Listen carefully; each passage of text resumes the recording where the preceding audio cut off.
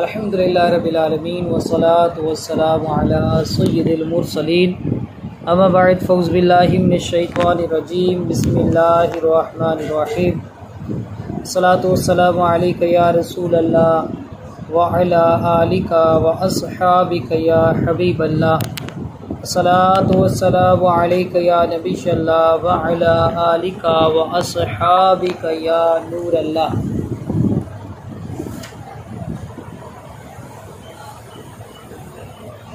नबी पाक साहिब-उल-औलाद सल्लल्लाहु तआला अलैहि वसल्लम ने इरशाद फरमाया, मुस्नद अबी याला की हदीस मुबारक है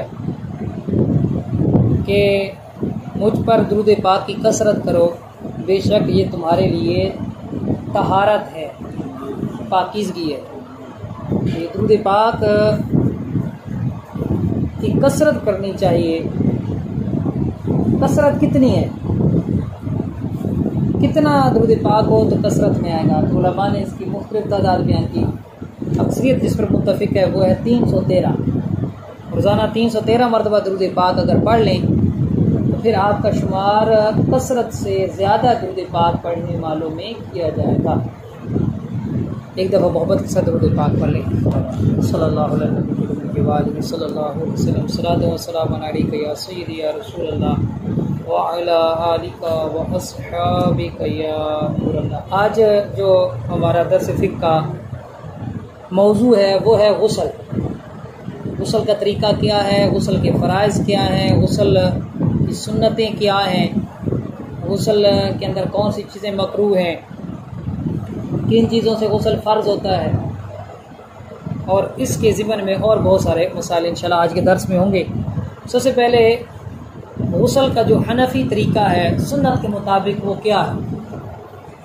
सबसे पहले गुस्ल फ़र्ज़ हो जाए, अच्छा ये चाहे गुस्ल फ़र्ज़ हो तब भी यही तरीक़ा है, चाहे आम नॉर्मल हम गुस्ल कर रहे हैं, जैसे एक आम रूटीन में होता है कि बाज़ रोज़ाना गुस्ल करते हैं, सर्दी में दूसरे तीसरे रोज़ चलो गुस्ल कर लिया। आम रूटीन में गुस्ल कर रहे हो, चाहे वो जुमा का गुस्ल कर रहे हैं, ईदैन का गुस्ल कर रहे हैं, या एहतलाम हो गया गुस्ल फ़र्ज़ हो गया कर रहे हैं, बीवी से हम बिस्तरी की गुस्ल फ़र्ज़ हो गया गुस्ल कर रहे हैं, तो उसका ये तरीका है। सब का एक ही तरीका है। सबसे पहले दिल में नियत करनी। अब यहाँ पर ज़बान से नियत नहीं करनी। क्यों? क्योंकि जब बंदा गुस्ल करता है तो उमूमन बरहना हालत में होता है और फिर वाशरूम में होता है, वो कोई पाकीज़ा जगह नहीं है, तो इसलिए ज़बान हिलाए बग़ैर दिल ही दिल में नियत करनी है। नियत क्या करनी है? नियत ये करनी है कि मैं पाकी हासिल करने के लिए गुस्ल कर रहा हूँ, नहा रहा हूँ। पाकी हासिल करने के लिए गुस्ल कर रहा हूँ, दिल में ये बस इतना हो, इरादा हो कि जो मैं अभी नहा रहा हूँ ना, पाकी हासिल करने के लिए नियत हो गई। फिर उसके बाद अपने दोनों हाथों को, ये पहुँचे हैं तो पहुँचों तक, इन गिट्टों तक अपने दोनों हाथों को 3 दफ़ा धो लें। सबसे पहला काम क्या था? नियत थी। नियत करने के बाद आप दोनों हाथों को 3 दफ़ा धो लेना है। 3 दफ़ा हाथ धुल गए, उसके बाद इस्तिंजे की जगह को धोना है। यानी आसान लफ्ज़ों में कहूँ, अगली और पिछली शर्मगाह को धोना है, चाहे वहाँ पर कोई नापाकी लगी हुई हो या नापाकी लगी हुई ना हो। इसी तरह एक और इसकी ज़िम्मन में एक मसला कि अगर किसी ने बीवी से हम बिस्तरी की और उसके बाद वो गुस्ल कर रहा है तो उसे चाहिए कि पहले पेशाब कर ले। क्या कर ले? पेशाब करने के बाद इस्तिंजा करे और फिर गुस्ल करे, या पेशाब कर ले या 40 कदम चल ले। बीवी से हम बिस्तरी की, उसके बाद गुस्ल कर रहा है तो गुस्ल से पहले 40 कदम चले, या पेशाब कर ले, या थोड़ी सी आंख लगा ले। ये 3 काम है। ये 3 काम क्यों करने का मैं कह रहा हूँ? उसकी वजह ये है कि अगर कोई बीवी से हम बिस्तरी की 5 मिनट बाद उठकर बग़ैर इस्तिंजा किए, बग़ैर चले, बग़ैर सोए वो जाकर गुस्ल कर लेता है, नहा लेता है। अब नहाने के बाद फिर बाद में फिर कोई कतरा निकल आता है मनी का, अब दोबारा गुस्ल फर्ज हो जाएगा उस पर, दोबारा गुस्ल फर्ज हो जाएगा चाहे बगैर शहवत के निकले। इसीलिए फिर फुक़हा किराम ने फरमाया कि ये 3 काम करेगा तो अगर कोई उस वक्त जो उसने हम बिस्तरी की थी और अगर कोई कतरा उसके उज़्व में रुका हुआ था पेशाब के ज़रिए बाहर निकल आएगा, या 40 कदम चलेगा तो गिर जाएगा, या उसने आंख लगाई सोया तो वो कतरा गिर जाएगा। अच्छी तरह समझ आ गया। अच्छा, उसके बाद गुस्ल का तरीका, पहले नियत की पाकी हासिल करने के लिए गुस्ल कर रहा हूँ, अपने दोनों हाथों को 3 दफ़ा धोया, फिर इस्तिंजे की जगह को अगले और पिछली शर्मगाह को उसने धो लिया। धोने के बाद अब देखना है कि अगर कहीं टांगों वगैरह पर, जिस्म पर कहीं नजासत लगी है तो उस नजासत को भी दूर करना है। जैसे किसी को एहतलाम हो गया, टांगों पर लग गई नजासत, इस्तिंजे की जगह धोने के बाद उसको दूर करे। अगर नजासत नहीं लगी हुई तो फिर धोने की हाजत नहीं है। ये हो गया चौथा काम। कितने काम हो गए? 4 काम। पहला काम नियत, दूसरा काम हाथों को धोना है, तीसरा काम अगली पिछली शर्मगाह, और चौथा काम ये है कि अगर जिस्म पर, टांगों वगैरह पर कहीं नजासत है तो उसे धोना है, अगर नहीं है तो फिर कोई मसला नहीं। अच्छा, ये धोने का हालांकि बाद में तो गुस्ल करना है तो उस वक्त भी तो ये उतर सकती है। अब धोने का हुक्म क्यों है? तो फुक़हा ने फरमाया इसलिए कि पानी लगेगा, पानी लगता जाएगा और वो निजासत फैलती जाएगी, तो इसलिए उसको फैलने से बचाने के लिए पहले से ही दूर कर देता है। 4 काम हो गए। उसके बाद 5वां काम ये है कि जैसा हम नमाज के लिए वुज़ू करते हैं वैसा वुज़ू करना है। जैसा नमाज के लिए वुज़ू करते हैं वैसा हमने वुज़ू करना है। अच्छा, इस वुज़ू के अंदर गुस्ल के 2 फ़र्ज आ जाएंगे। गुस्ल के 3 फ़र्ज, कुली करना, नाक में पानी चढ़ाना और तमाम ज़ाहिरी बदन पर 1 दफ़ा पानी बहाना। तो जब वुज़ू करेंगे कुली भी आ जाएगी, नाक में पानी चढ़ाना भी आ जाएगा, तो वुज़ू करना। अच्छा, अब सवाल ये है कि क्या पाँव भी धोने हैं या नहीं धोने? कई किताबों में आप पढ़ेंगे जिसमें लिखा होगा कि पाँव गुस्ल के आखिर में धोएंगे, पाँव गुस्ल के आखिर में धोएंगे। भाई वहाँ क्यों धोएंगे? उस वक्त और मामला था। क्या मामला था? मामला ये था कि गुस्ल जिस जगह किया जाता था पानी उसी जगह ठहर जाता था, पानी की निकासी नहीं थी, वहाँ से निकलता नहीं था। तो इसलिए फिर हुक्म था कि वुज़ू में पाँव ना धोए जाएं, मसे तक वुज़ू कर लिया जाए। सर का मसा कर लिया, कानों का मसा कर लिया, गर्दन का मसा कर लिया, बस। हाथों पाँव की उंगलियों का, हाथों की उंगलियों का खिलाल कर लिया। उसके बाद आप रोक दें। क्यों? इसलिए कि वो मुस्तमल पानी ठहरा हुआ है, उसके अंदर उसके पाँव डूबे हुए हैं। तो आखिर में जब गुस्ल करेगा फिर आखिर में पाँव भी धो ले। लेकिन हमारे यहाँ अमूमन ये होता है कि पानी ठहरता नहीं है, वो निकल जाता है। या उस वक्त के भी फुक़हा ने ये फरमाया था कि अगर आप किसी चौकी वगैरह पर या कोई भट्टा वगैरह है उस पर नहा रहे हैं, ऊंची जगह पर है, पाँव आपके पानी में नहीं डूबते, तो फिर आप पाँव धो लें। तो जैसा नमाज के लिए वुज़ू होता है वैसा आपने वुज़ू करना है। वुज़ू हो गया सुन्नत, वुज़ू हो गया। अच्छा, वुज़ू करने के बाद फिर क्या करना है? वुज़ू करने के बाद ऐसा करना है जैसे हम जिस्म की मालिश नहीं करते ना, तेल लगाते हैं बिल पर, तो जिस्म की मालिश करता है तेल लगाता है, इसी तरह अपने हाथों को गीला करते जाना है और पूरे बदन पर गीले हाथ फेर लेने हैं। ये कौन सा काम हो गया? ये 6ठा काम हो गया। पहला काम नियत, दूसरा काम हाथों को धोना, तीसरा काम इस्तिंजे की जगह को धोना, चौथा काम जिस्म पर निजासत है उसे दूर करना, 5वां काम नमाज जैसा वुज़ू करना, 6ठा काम क्या है? पूरे बदन को पानी के साथ गीला कर लेना, तेल की तरह चिपड़ लेना। कितने काम हो गए? 6। 7वां काम क्या है? अच्छा, सर्दियों में इसकी ये बिलखुसूस करना चाहिए। ये जो जिसम पर पूरा लगाना है ना, तिब्बी फ़वाइद काफ़ी हैं। पानी फिर ज़रर नहीं करेगा, नुकसान नहीं देगा। 6 काम हो गए। 7वां काम क्या करना है? 7वां काम ये है कि सीधे कंधे पर 3 दफ़ा पानी डालना है, फिर उल्टे कंधे पर 3 दफ़ा पानी डालना है। 8 काम हो गए। 9वां काम यह है कि सर पर 3 दफ़ा पानी डालना है, मतलब मग के साथ बाल्टी और टप वगैरह के ज़रिए नहा रहे तो ये 3 दफ़ा सिर्फ पानी डालेंगे। अब साबुन लगाएं, शैम्पू लगाएं, जिस तरह भी अच्छी तरह नहा के अब वो अपनी जगह से अलग हो जाए, आपका गुस्ल मुकम्मल हो गया। चाहें तो तौली वगैरह के साथ बदन को पूछा जा सकता है। 2 एहतियातें इसमें करनी चाहिए। एक एहतियात, उमूमन बरहना नंगी हालत में गुस्ल किया जाता है, तो इस दौरान किबले को मुंह भी ना हो और पीठ भी ना हो, एक एहतियात। दूसरी एहतियात ये करनी है कि बिला ज़रूरत किसी से बात ना की जाए। हाँ, कोई हाजत है, कोई ज़रूरत है तो उसके लिए गुफ्तगू हो सकती है। आज ज़रूरत आप समझते हैं, कोई नहा रहा था तो जनाब साबुन भूल गया, उसने घर वालों से मांग लिया, कोई मसला नहीं।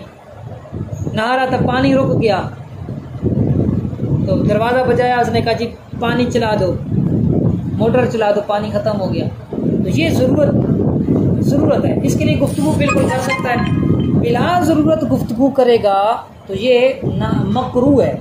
क्या है? मकरू। फुक़हा ने इसको मकरू लिखा। अच्छा, ये गुस्ल का मुकम्मल तरीका।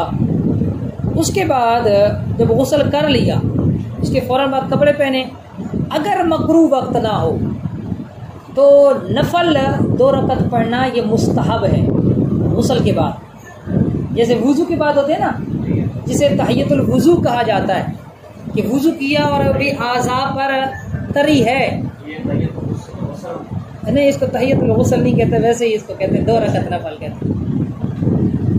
2 रकत ये नफल उसने अदा करने हैं और ये मुस्तहब है। मकरूह वक्त जैसे कोई ये आया ज़वाल के टाइम नहाया, या जनाब वो सुबह जैसे सूरज तुलू हुआ, वो जो मकरूह वक्त होता है 20 मिनट, उस वक्त गुस्ल किया, या ये हो गया, या असर की नमाज के बाद उसने गुस्ल किया।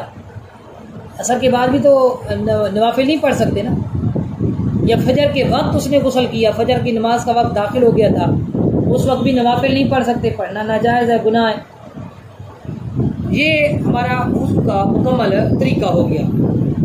अच्छा, इसमें थोड़ी सी वजाहत मैं करूँ कि बरहना हालत में, नंगी हालत में किबले को अगर मुंह हो जाए या पीठ हो जाए तो क्या हुक्म होगा, गुनाहगार होगा या नहीं होगा? ये तो आप सबको पता है, यकीनन पता होगा कि किबले की तरफ मुंह करके पेशाब करना या किबले को पीठ करके पेशाब करना ये नाजायज़ है, गुनाह है। हत्ता कि छोटे बच्चे को अगर माँ पेशाब करवा रही है और पेशाब के दौरान उसकी पीठ किबले की तरफ होती है या उसका मुंह किबले की तरफ होता है तो माँ गुनाहगार होगी। उमूमन इस मसले पर ख्याल कोई नहीं करता। बच्चों को पेशाब कई दफ़ा मैंने देखा है कि औरतें वो करवा रही होती हैं, उसकी पीठ किबले की तरफ ज़रूर होती है, मुंह नहीं होता। बच्चे की पीठ किबले की तरफ होती है और वो शायद ये समझते हैं कि ये छोटा बच्चा है, खैर है, कोई हर्ज नहीं। ऐसी सूरत में जो पेशाब करवा रहा है, माँ है या बाप है, वो गुनाहगार होगी। लेकिन बरहना हालत में अगर कोई है, किबले की तरफ मुंह होता है या पीठ होती है, बेअदबी ज़रूर है लेकिन गुनाह नहीं है। यह है मकरूह तनज़ीही, शरअन नापसंदीदा है। दौरान गुस्ल किबले की तरफ मुंह हो गया, पीठ हो गई, गुनाहगार नहीं होगा लेकिन करना नहीं चाहिए, अच्छा नहीं है। इसी तरह बीवी से कोई हम बिस्तरी कर रहा है, हम बिस्तरी के दौरान किबले की तरफ रुख हो जाता है या पीठ हो जाती है, बरहना हालत में है, बिल्कुल बरहना, ये भी नापसंदीदा है, मकरूह तंज़ीह है, गुनाहगार नहीं होगा। लेकिन इस तरह बरहना हालत में बिल्कुल सिलसिला नहीं होना चाहिए। हम बिस्तरी का भी उसमें हदीस मुबारका में तरगीब दी गई कि इस तरह हम बिस्तरी ना करो कि जिस तरह गधा गधी आपस में जुफ्ती करते हैं, आपस में मिलते हैं, लेकिन उनका कोई पर्दा नहीं होता। तो शरीयत ने हमें हुक्म दिया है पर्दा का, चादर वगैरह है उसके साथ, अगरचे दोनों के बिल्कुल सारे कपड़े उतर जाए कोई हर्ज नहीं, लेकिन चादर ले ली जाए। और बिलखुसूस औरत मर्द की सितर को ना देखे, मर्द औरत के जो सितर से मुराद सितरे गलीजा है, वरना तो ये नाफ के नीचे से मर्द का सितर शुरू हो जाता है, घुटने भी मर्द के सितर में आ जाते हैं, ये सितर है। सितर न देखे मतलब अगली पिछली शर्मगाह, मर्द औरत की न देखे, औरत मर्द की न देखे। दो इसके नुकसान, एक नुकसान ये है कि इससे हाफजा कमजोर होता है, कुव्वत हाफजा कमजोर होता है। दूसरा नुकसान ये कि इससे नज़र पर भी असर पड़ता है। तीसरा नुकसान जो तिब्बी है वो ये है कि मर्द की, अगर मर्द इस औरत की शर्मगाह को देखेगा उसकी शहवत कम हो जाएगी, हम बिस्तरी में जो लज्जत है वो लज्जत दिन ब दिन कम होती जाएगी, यानी कुव्वत वाह के अंदर भी कमी आती है। तो देखिए शरीयत के जो अहकामात होते हैं उसमें बड़ी हिकमतें होती हैं, लेकिन अगर कोई देखता है तो नाजायज नहीं है, देख सकते हैं। मर्द औरत एक दूसरे को सर से लेकर पांव तक बिल्कुल बगैर कपड़ों के भी देख सकते हैं, कोई नाजायज गुनाह नहीं है, लेकिन कुछ चीजें आदाब में आती हैं। हाँ, ये फुकहा ने जरूर फरमाया कि हम बिस्तरी के दौरान, यानी जब दुखूल हो रहा है उस वक्त मियां बीवी एक दूसरे की शर्मगाह को ना देखें। उसका नुकसान आला हज़रत रहमतुल्लाह ताला अलैह ने भी लिखा है कि अगर हमल ठहर गया तो इस बात का अंदेशा है कि बच्चा नाबीना पैदा ना, और उस दौरान गुफ्तगू भी नहीं करनी चाहिए बिला ज़रूरत। यानी हम बिस्तरी कर रहे हैं तो फरमाया कि अगर हमल ठहर गया तो बच्चे के गूंगा होने का अंदेशा है, खदशा है। ये बुजुर्गान दीन के अपने अपने मतलब अपने तजर्बात की रोशनी में वो ये चीज़ें बयान करते हैं। तो ये गुस्ल का तरीका हमारा मुकम्मल हो गया। इसी के ज़िम्मन में मैंने आपको बताया कि गुस्ल के 3 फ़र्ज़ हैं, कुली करना, नाक में पानी चढ़ाना और तमाम ज़ाहिरी बदन पर एक दफ़ा पानी बहाना। अच्छा, कुली करना, कुली में क्या आएगा? कुली में अच्छी तरह कुली करनी है कि दांतों में बसा औकात कोई खाने के ज़र्रात फंसे होते हैं वो निकल जाए। अगर वो मतलब आम ज़र्रे थे वो आसानी से निकल सकते थे, इसने वो नहीं निकाले, गुस्ल कर लिया तो गुस्ल नहीं होगा, फ़र्ज नहीं होगा। उसको वो ज़र्रा निकाल के वहाँ पानी बहाना पड़ेगा। तो ये गले तक पानी पहुँचाना पूरी कुली। कुली का ये मतलब नहीं हमारे यहाँ जैसे होता है प्रिच प्रिच प्रिच करते हैं वो जी कुली हो गई, ये कुली नहीं है। अच्छी तरह मैं मुकम्मल करके ना। अच्छा, उसके बाद अगली जो चीज़ आती है ना वो है गरगरा। गरगरा क्या फ़र्ज़ है? हमारे यहाँ आम लोग समझते हैं कि ये जो गरगरा है ना ये फ़र्ज़ है, तो गरगरा फ़र्ज़ नहीं है, गरगरा सुन्नत है। गरारे करना ये सुन्नत है, वुज़ू हो या गुस्ल हो दोनों में सुन्नत है। और गरारा सुन्नत कब है? जब रोज़ा ना हो। रोज़े की हालत में गरारा करना मकरूह है, इससे रोज़ा टूट सकता है। उसके बाद जो अगला है हमारा दूसरा फ़र्ज़ गुस्ल का वो है नाक में पानी चढ़ाना। कुली का अच्छी तरह समझ आ गया। अच्छा, कुली में भी थोड़ी सी वजाहत मैं करता चलूँ कि बाज़ लोगों ने दांत आर्टिफिशियल लगाए होते हैं, उसका क्या हुक्म होगा?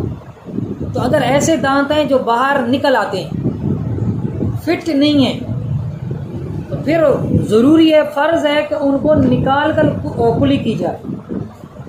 अगर वो मुंह में है तो कुली नहीं होगी, क्योंकि उस दांतों के नीचे तो पानी नहीं पहुंचेगा, रह सकता है कोई सिलसिला। अगर फिट हैं, पक्के हैं, आर्टिफिशियल लेकिन फिट हैं, तो फिर उनको निकालना ज़ाहिर सी बात है मुमकिन भी नहीं है और ज़रूरी भी नहीं है। उसके बाद दूसरा है नाक में पानी चढ़ाना। अब ये कहाँ तक है, जहाँ ये नाक की नरम है हिस्सा है ना, सख्त हड्डी शुरू होती है नरम, ये नरम तक पानी, नाक की नरम हड्डी तक पानी पहुँचाना ये फर्ज है। अगर कोई रींठ वगैरह है, कोई मादा है, उसे भी निकालना ज़रूरी है। मतलब कि अगर एक बाल भी नाक का खुश्क रह गया तो गुस्ल नहीं होगा, नापाक ही रहेगा, उसके लिए नमाज जायज़ नहीं होगी, उसके लिए कुरान जायज़ नहीं होगा, उसके लिए मस्जिद में जाना जायज़ नहीं होगा। तो बहुत ज़्यादा एहतियात की हजत है। हाँ, नाक की जड़ तक पानी पहुँचाना, ये जड़ होती है आँख के इस किनारे के साथ जो नाक का हिस्सा मिला हुआ है, ये इसको कहते हैं नाक की जड़। तो नाक की जड़ तक पानी पहुँचाना अफजल है। अच्छा, ये वुज़ू में भी ऐसे ही अफजल है, गुस्ल में भी अफजल है। वुज़ू जो आप करते हैं नाक की जड़ तक पानी पहुंचाना अफजल है। इसका तरीकाकार क्या है, पानी वैसे तो ऊपर नहीं चढ़ेगा नाक की जड़ तक, एक तरफ नाक के नथने पर हाथ रख लें, उंगली रख लें और पानी ऐसे चुल्लू में लेकर उसको नाक को उसमें डुबो के थोड़ा सा खींचेंगे, हल्का सा खींचेंगे, इतना नहीं खींचना कि दिमाग पर चढ़ जाए, हल्का सा खींचेंगे, नाक की जड़ तक पानी पहुंच जाएगा। इसी तरह फिर दूसरी तरफ करें। अच्छा, ये कब करना है, ये तब करना है जब आपका रोज़ा ना हो। रोज़े की हालत में नाक की जड़ तक पानी पहुंचाना मकरूह है कि रोज़ा टूटने का अंदेशा कि पानी ऊपर गया तो रोज़ा भी गया। दो चीज़ें हो गई। तीसरी चीज़ है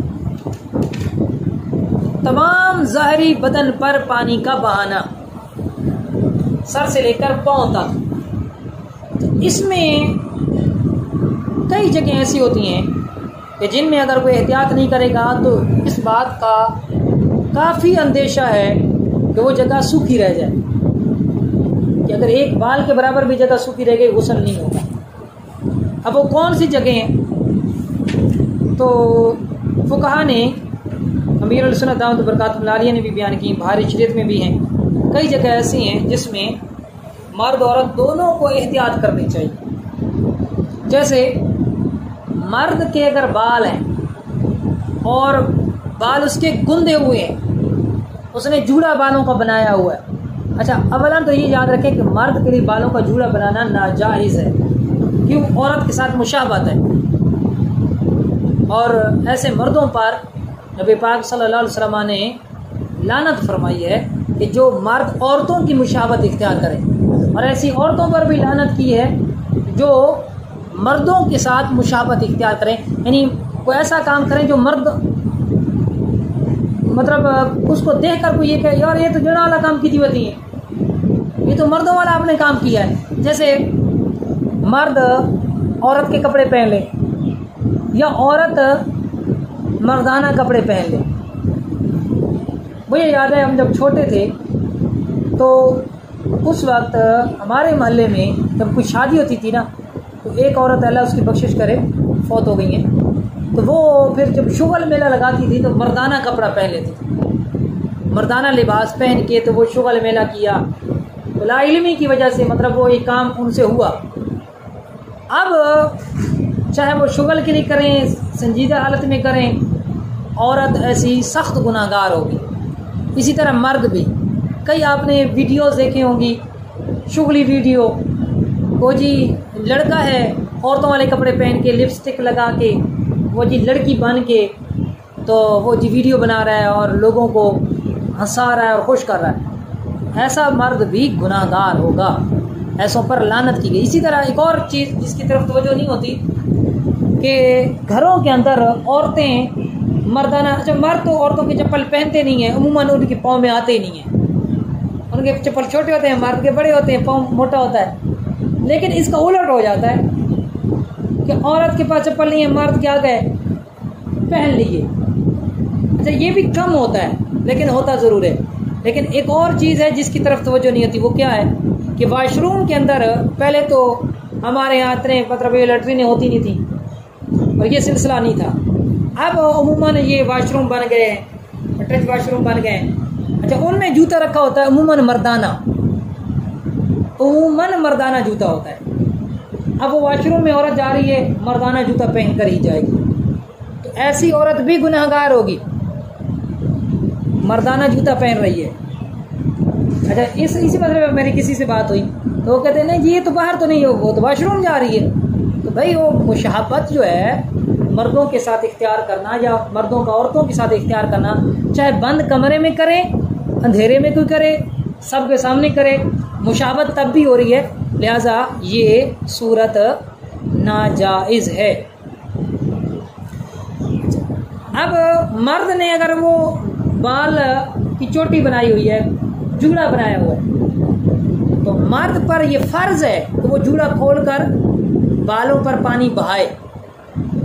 हाँ, अगर औरत है, औरत के लिए उसकी जो जूड़ा है उसे खोलना ज़रूरी नहीं है। या औरत ने वो गुत्त बनाई होती है, मेंढियाँ बनाई होती हैं, तो उन्हें खोलना ज़रूरी नहीं है। अगर बग़ैर खोले पानी जड़ों तक पहुंच जाए तो उसका गुस्ल हो जाएगा, जड़ों तक जरूर जी जी। लेकिन अगर इतनी सख्त उसने मतलब जूड़े बनाए हुए हैं, मेंढियाँ बनाई हुई हैं, गुत्त बनाई हुई है कि बग़ैर खोले जड़ तर ही नहीं होगी, बालों की जड़ तर नहीं होगी, तो अब उस औरत पर भी ये फ़र्ज़ है कि वो अपना जूड़ा, अपनी गुत्त, अपनी मेंढियाँ खोले। ये किस सूरत में से इजाज़त है? जड़ें तर हो जाए, जड़ें तर हो जाएं तो फिर इजाज़त है। अगर जड़ें तर ना होती हों तो फिर उस पर भी खोलना ज़रूरी। हाँ, बड़ा अच्छा सवाल है। मर्द आजकल कई लोगों को देखा है कि जनाब बाल लंबे लंबे रखना शुरू कर दिया, और जब से ये अर्थरोल ड्रामा आया ना तो उसको देखकर भी कई लोगों को जुनून आ गया, जो लंबी लंबी गुत्ते उनकी होती हैं तो हम भी लंबी गुत्ते रखेंगे। तो मर्द के जो बाल कंधे से नीचे जाएंगे ये हराम है, क्यों? औरतों के साथ मुशाबत है। इसी तरह औरत के बाल अगर कंधे से ऊपर आएंगे तो ये भी हराम है, क्यों? ये मर्द के साथ मुशाबत है। मर्द के लिए या तो 3 तरह से सुन्नत बयान की गई कि जुल्फ़े रखे, या तो आधे कान तक रखे, या जुल्फ़े रखे पूरे कान तक, जैसे मेरी हैं ये कान की लौ से थोड़ी सी नीचे, या फिर इतनी बड़ी जुल्फ़े हो कि कंधों को छू जाएं, कंधों से टच हो जाएं, इससे नीचे मर्द नहीं रख सकते। अच्छी तरह समझ आ गया जिस सुन्नत में। और जैसे मतलब अमूमन ये हमारे यहाँ बाल या आप में से अक्सर के ये बाल हैं तो ये फ़कत जायज़ हैं, ये सुन्नत में नहीं आते। अच्छा, इसी तरह कई कहते हैं जी गंज करवाना, तो गंज भी भाई जायज़ है, सुन्नत में नहीं आएगा। नबी पाक सल्लल्लाहु अलैहि वसल्लम ने हल्क करवाया लेकिन वो हालत एहराम में था, एहराम से बाहर आने के लिए था। उसके अलावा उमूमी तौर पर आपसे हल्क साबित नहीं, बल्कि नबी पाक सल्लल्लाहु अलैहि वसल्लम ने हदीस मुबारका में नजदियों की अलामत ये बयान की, खारजियों की अलामत ये बयान की कि वो हल्क अपने सरों पे हल्क करवाएंगे, उनकी ये पहचान होगी। एक मरतबा नबी पाक सल्लल्लाहु अलैहि वसल्लम सहाबा किराम के दरमियान मौजूद थे, तो आपने जो है आपके पास शाम के भी थे, यमन के भी थे सहाबा किराम, और नजद के भी थे। नबी पाक सल्लल्लाहु अलैहि वसल्लम ने शाम और यमन के लिए बरकत की दुआ फरमाई। तो अल्लाह हमारे शाम में, हमारे यमन में बरकत अता फरमा। तो जो नजद के थे, ज़ाहिर सी बात है अगर कोई भी हम में से कोई किसी बुज़ुर्ग के पास जाता है तो हम कहते हैं जी हमारे लिए, हमारे इलाके के लिए दुआ कर दें जी। तो वो सहाबा किराम थे, अब 2 के लिए जब दुआ हो गई, 2 ग्रोहों के लिए, उनको भी ख्वाहिश हुई या रसूलल्लाह हमारे नजद के लिए भी दुआ फरमाएं। फिर नबी पाक सल्लल्लाहु अलैहि वसल्लम ने शाम और यमन के लिए दुआ फरमाई, नजद के लिए दुआ नहीं की। फिर जब उन्होंने तीसरी दफ़ा कहा तो शाम यमन के लिए दुआ फरमाई और फरमाया वहाँ तो शैतान का सींग निकलेगा, नजद से तो शैतान का सींग निकलेगा। तो उलमा ने फरमाया शैतान का सींग कौन था? वो मोहम्मद बिन अब्दुल वहाब नजदी था, वो शैतान का सींग था जो नजद से तुलू हुआ, जिसने ये फतवा दिया कि पूरे रुए ज़मीन पर कोई भी मुसलमान नहीं, मुसलमान वही है जो मेरे नज़रियात का कायल होगा। और उस वक्त जब इनकी बादशाहत आई तो कितने सुन्नी उलमा को हज़ारों की तादाद में शहीद करवा दिए। हत्ता कि इसने ये कहा कि वो जो तुम्हारे बाल थे ना वो हालत कुफर के थे, अपने सारे बालों को, सर के बालों को उतरवा दो। औरतों को भी हुक्म दिया कि अपने सर के बाल उतरवा दो। जो नजदी औरत होती थी ना तो वो अपना पहले टिंड करवा दी। हालांकि हालत एहराम में भी जब एहराम से बाहर आना हो तो औरत के लिए हलक जायज़ नहीं है। उस जालिम ने, बदबख्त ने औरतों के भी टिंड करवाया कि वो हालत शिर्क और कुफर के बाल थे, अब तुम इस्लाम में आ रही हो तो लिहाजा वो टिंड करवा दो। तो सहाबा किराम के जो मज़ारात थे उन पर बुलडोज़र फिरवा दिए और बहुत सारे मुक़द्दस मकामात थे तो उनको भी ख़त्म करवा दिए कि ये जी शिर्क के अड्डे हैं। तो बहरहाल बात चली थी बालों के हवाले से, इनमें ये ज़रूरी है कि एहतियात की जाए मर्द और औरत के हवाले से। उसके बाद औरत जो है कानों के अंदर या नाक के अंदर जेवर उसने पहना होता है, उसमें कोका है या नथ है या कानों के अंदर उसके बालियां हैं, कांटे हैं, कोई भी जेवर है, टापस हैं। अब इसका क्या हुक्म होगा? अब अगर इनके सुराख खुले हैं, ओपन है, जब मुसाफत ऐसा भी होता है ना कि औरत जेवर पहनना छोड़ गए तो वो सुराख बंद हो जाते हैं परमानेंट, मुस्तकिल तौर पर। कई आपने अपने ख़ानदान में, अपने बच्चों में देखा होगा, बच्चियों में, कि शुरू में कान छिदवाए थे और उससे जेवर निकल गया, तवज्जो नहीं की तो वो सुराख बंद हो गया, फिर दोबारा कान छिदवाने पड़ते हैं। तो मुसाफत ऐसा भी होता है। तो अगर नाक का जो सुराख था और कान का सुराख था वो बंद हो गया तो फिर पानी ज़ाहिर सी बात है पहुँचाना ज़रूरी नहीं है। अगर सुराख मौजूद है तो उसमें पानी बहाना ये फ़र्ज है। पानी बहाना क्या है? फ़र्ज है। अच्छा, एक बीमारी ये भी आम हो गई है कि कई लड़के भी कान छिदवाना शुरू हो गए। लड़कों के लिए कान छिदवाना हराम है। क्यों? इसमें औरतों के साथ मुशाबहत है। लड़के ये काम नहीं करवा सकते, कर लिए, फिर उनके लिए भी ये हुक्म होगा कि अगर सुराख बंद नहीं है तो पानी बहाना उन पर फर्ज होगा। हाँ, सुराख बंद हो गया तो फिर मुआफ। अब अगर औरत ने जेवर पहन रखा है और वो इस तरह तंग है कि जेवर चाहे वो हिला भी ले तो पानी नहीं बहेगा नीचे, तो जेवर उतार के पानी बहाना ज़रूरी है। और अगर हिलाने से पानी पहुंच जाएगा तो हिलाकर पानी बहाना उस पर फर्ज है। ये क्लियर हो गया। उसके बाद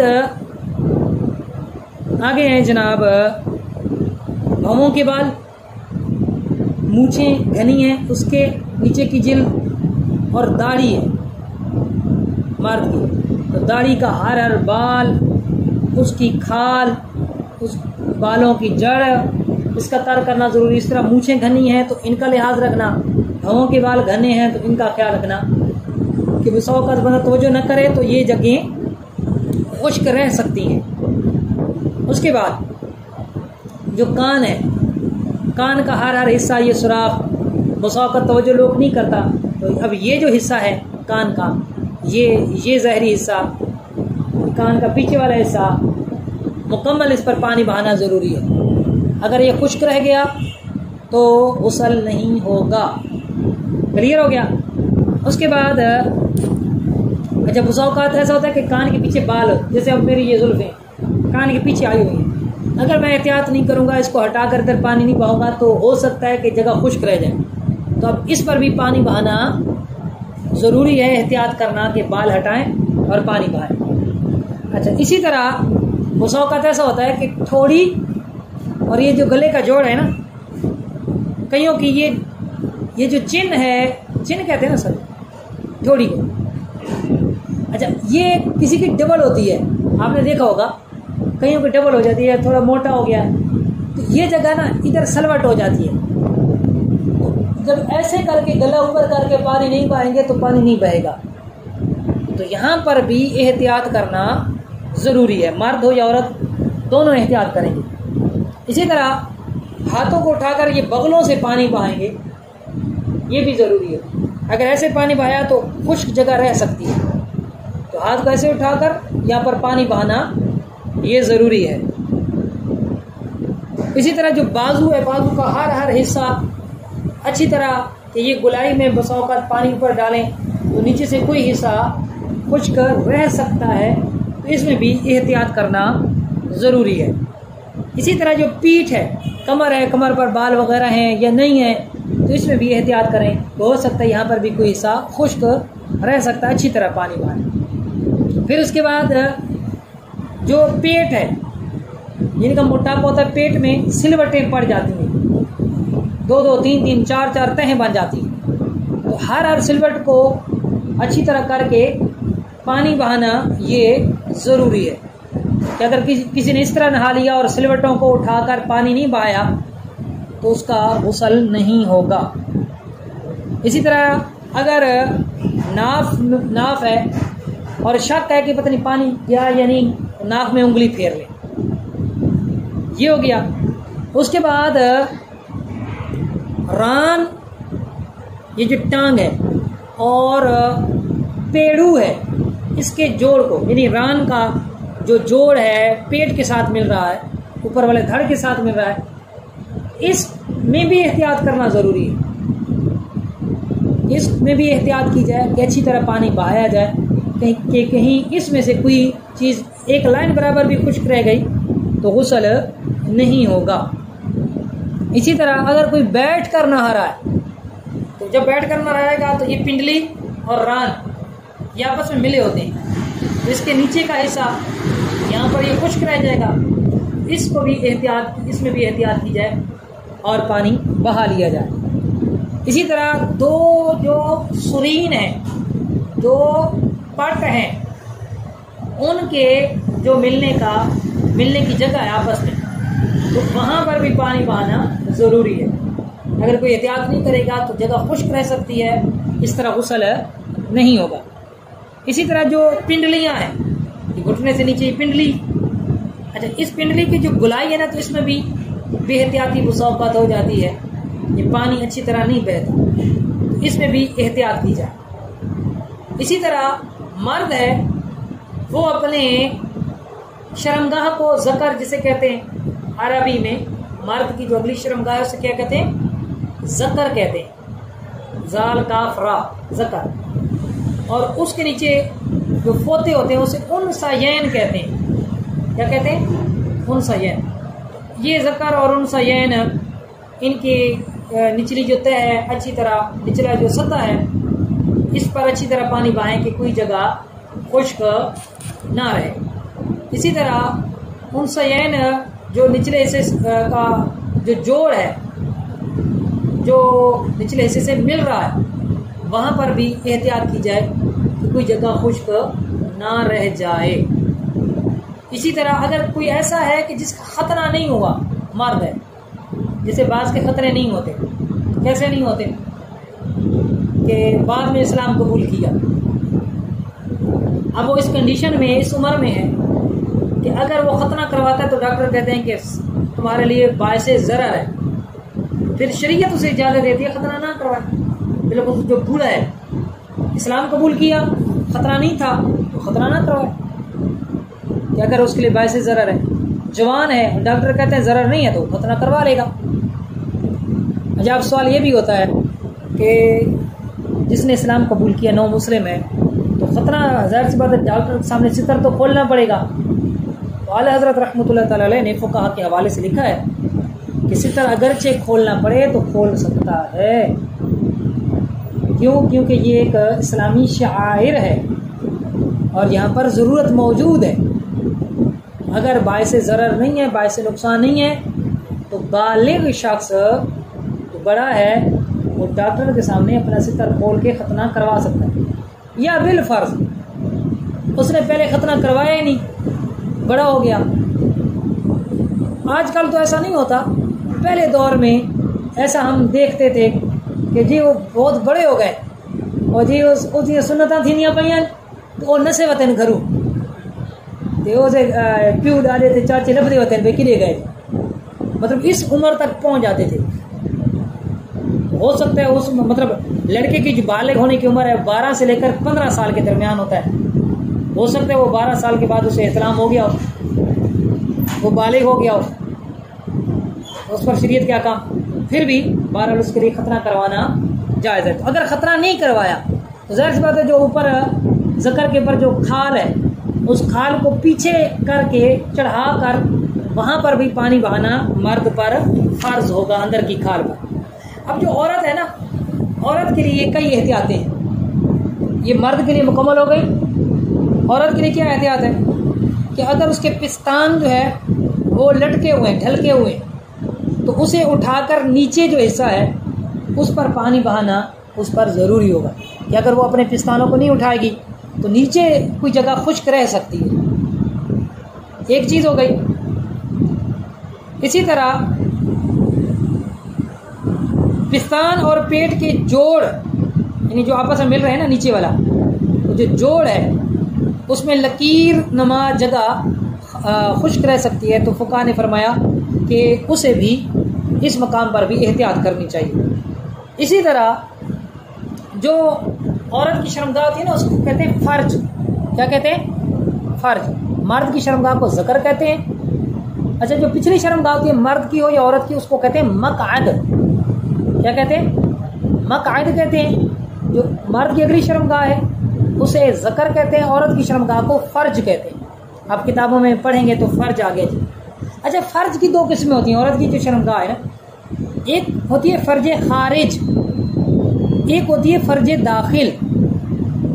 फ़र्ज खारिज औरत की वो शर्मगाह कि जो बैरूनी हो, यानी औरत की शर्मगाह का जो बाहर वाला हिस्सा है उसे कहते हैं फ़र्ज खारिज, और जो अंदरूनी हिस्सा है उसे कहते हैं फ़र्ज दाखिल। तो औरत की जो फ़र्ज खारिज है, शर्मगाह का जो बैरूनी हिस्सा है, यानी ऊपर से जितना हिस्सा नज़र आता है, उसका हर हिस्सा, हर गोशा उसे एहतियात से धोना औरत पर ज़रूरी है, उसमें एहतियात करेगी। इसी तरह जो औरत की फ़र्ज दाखिल है, शर्मगाह का अंदरूनी हिस्सा है, तो अब सवाल यह है कि क्या उंगली डालकर उसे भी अच्छी तरह धोना ज़रूरी है? तो फुक़हा ने फरमाया कि ज़रूरी नहीं है, लेकिन मुस्तहब है। मुस्तहब है कि उंगली डाल के अच्छी तरह अंदर को भी धो ले, लेकिन ये उस पर फ़र्ज़ नहीं है, जो उसके लिए अफजल है, बेहतर है। इसी तरह अगर औरत है वो हैज़ से पाक हुई है या निफास से, माहवारी जो महाना आती है औरत को रूटीन के साथ, उसे हैज़ कहते हैं, इंग्लिश में मेंसेस कहते हैं, या हमारे यहाँ जी कपड़ा आ गया जी उसको जी, वो मैं बताऊँ।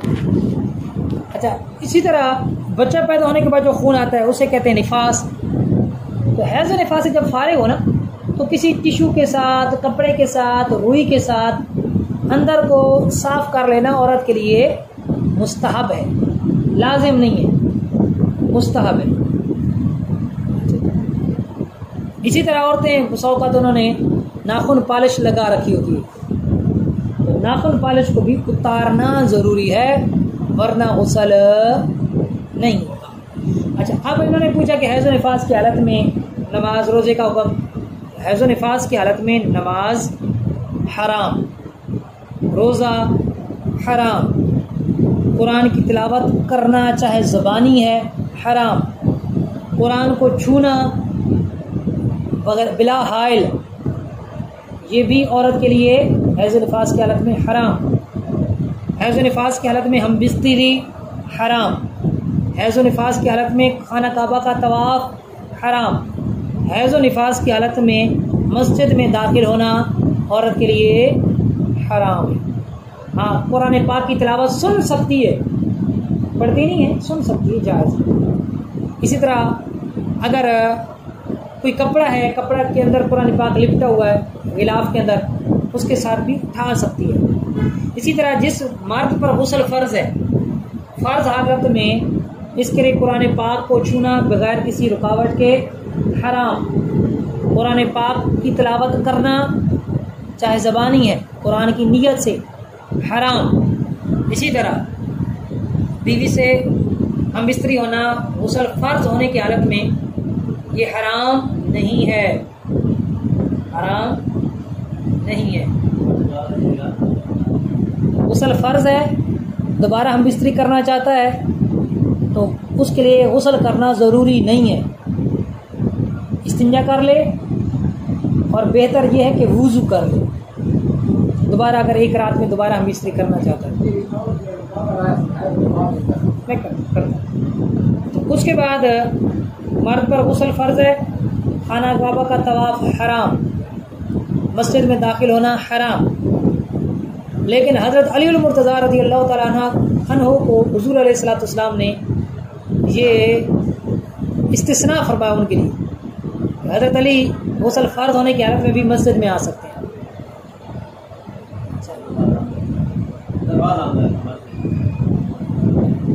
वो ज़रूरी नहीं कि उनका कोई उज़र हो, ये उनका एक खासा है, एक फजीलत है। लेकिन इसकी वजह से वो ये नहीं होगा कि हज़रत अबू बकर से या हज़रत उमर से अफजल हो जाएंगे या हज़रत उस्मान गनी से अफजल हो जाएंगे। हर सहाबी के कुछ कई सहाबा के कुछ ऐसे खवास है जो दूसरों में नहीं पाए जाते थे। अच्छा, औरत के जो नमाजें रह गई, रोज़े रह गए, जो नमाजें रह गई इस हालत में वो मुआफ़ हैं, जो रोज़े रह गए उनकी कज़ा करेगी। इसकी वजह क्या है? इसकी वजह यह है कि नमाजें ज़्यादा रहती हैं। अगर इनकी कज़ा का हुक्म दिया जाता तो औरत हर्ज में मुब्तला हो जाती, तो इसीलिए औरत के लिए मुआफ़ी रखी गई। लेकिन रोज़े चूँकि साल में एक ही दफ़ा आते हैं और चंद ही रोज़े छूटते हैं, इसलिए फरमाया कि रोज़ों की कज़ा करेगी।